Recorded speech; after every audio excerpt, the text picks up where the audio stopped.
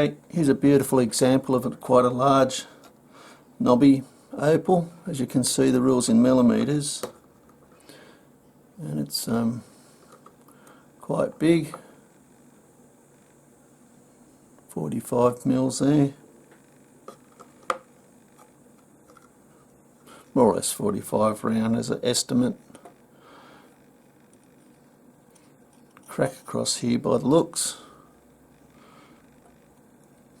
Quite often this looks like a crack, but it's been refilled, I think, with opal, so it's as strong as the rest of it.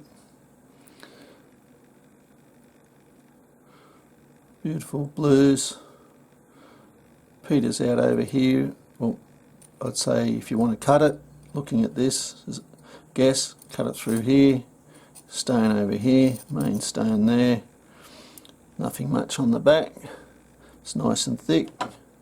Should cut a good stone. Broken up a larger parcel so these can be sold individually.